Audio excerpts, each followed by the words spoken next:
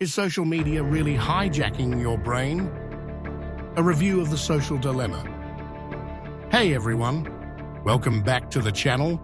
Today we're diving into something that impacts all of us, social media. You've probably heard about the Netflix documentary, The Social Dilemma. It's a chilling tale of how social platforms manipulate our behavior, trap us in endless scrolling, and profit off our attention. But here's the question. Is social media really hijacking your brain, as the film claims? Stick around, because we're going beyond the screen to debunk myths, share insights, and talk about how we can regain control in today's hyper-connected world. Spoiler, it's not as hopeless as the documentary makes it seem. Let's start with a recap of the social dilemma. This documentary sets up a pretty intense argument. It says that social media platforms like Instagram, TikTok, and Facebook are more than just apps. They're manipulative systems designed to spy on us and control our minds. Tech insiders featured in the film reveal how algorithms are engineered to keep you hooked. Endless notifications, personalized feeds, and even those little dopamine hits you get when someone likes your post. According to them, this is no accident. It's all about feeding the system to maximize profits. Sounds terrifying, right? The film even goes so far as to suggest that we're losing our free will.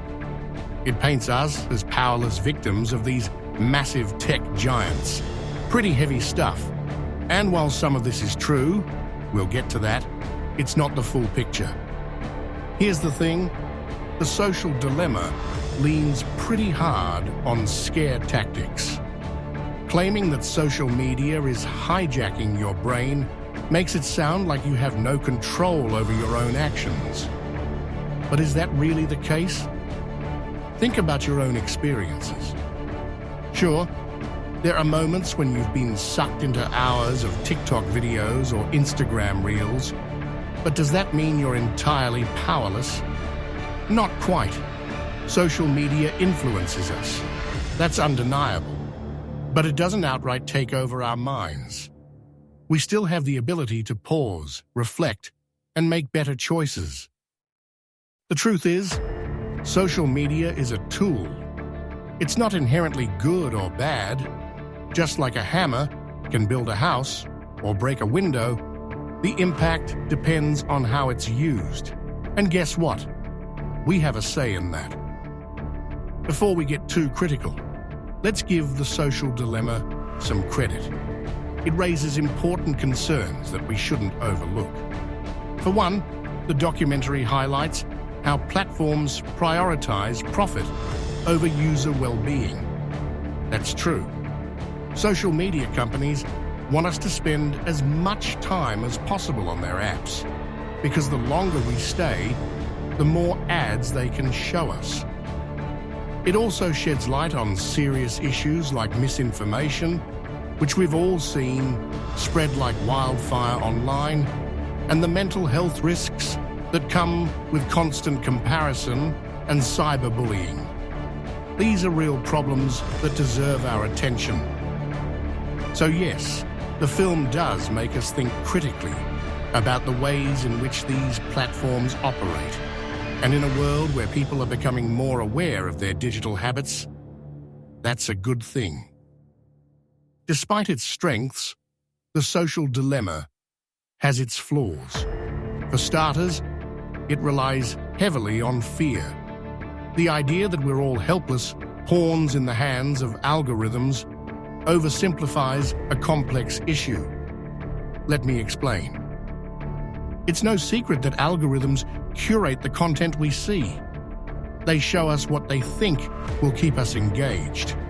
But to say it's hijacking our brains completely takes away any notion of personal choice or responsibility. We're not robots. We have the capacity to make decisions and even consciously limit our time online. Another issue is the film's lack of solutions. It spends most of its runtime making us feel scared and powerless without offering clear, practical ways to address these challenges. Fear alone doesn't lead to change. Understanding and empowerment do.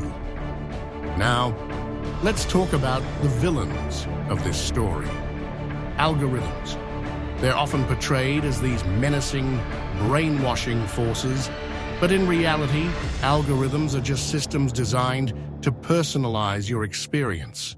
For instance, if you love cat videos and keep watching them, the algorithm will show you more.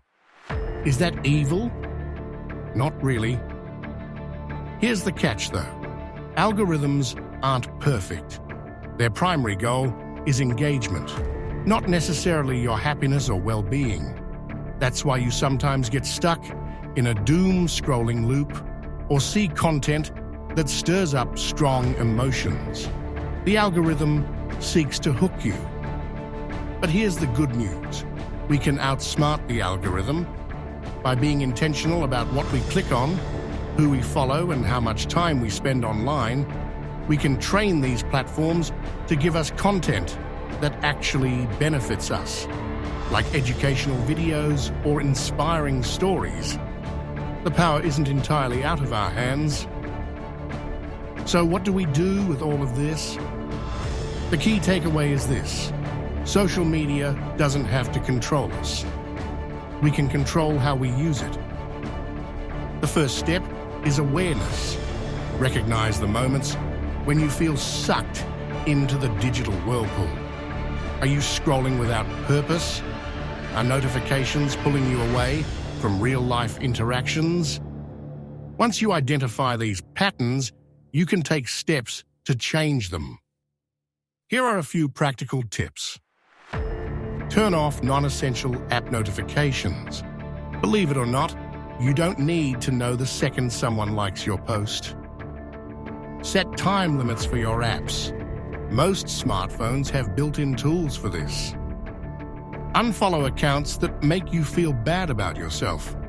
Instead, follow accounts that uplift and inspire you. Take breaks.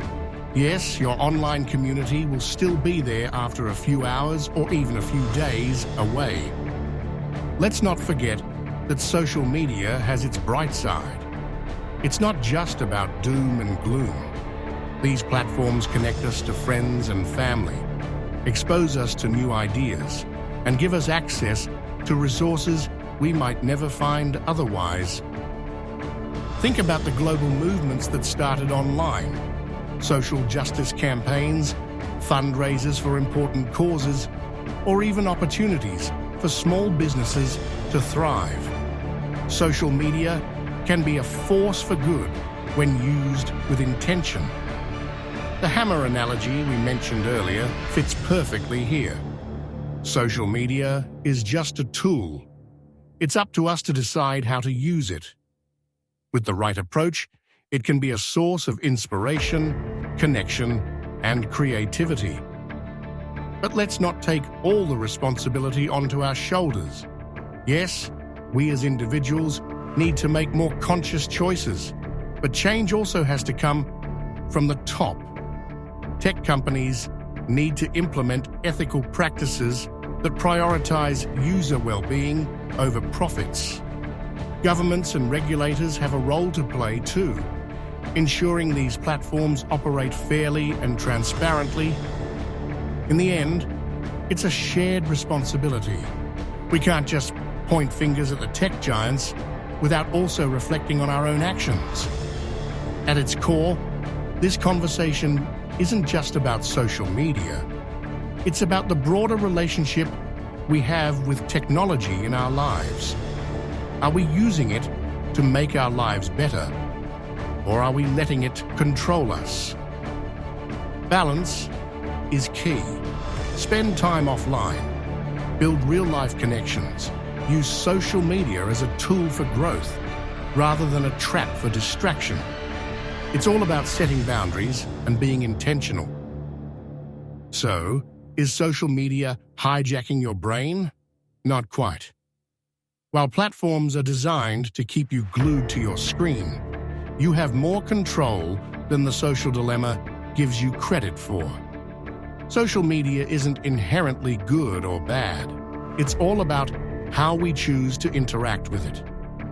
If you've ever felt overwhelmed by the constant notifications, scrolling, and comparison, don't worry, you're not alone. With a bit of awareness and some intentional practices, you can flip the script and start using social media to enhance your life, not run it. Now, I want to hear from you. How do you feel about your relationship with social media? Are there any strategies that work for you to stay balanced? Let me know in the comments below. And don't forget to like, subscribe, and share this video if you found it helpful. Let's continue this important conversation together. Until next time, stay mindful and take charge of your digital life.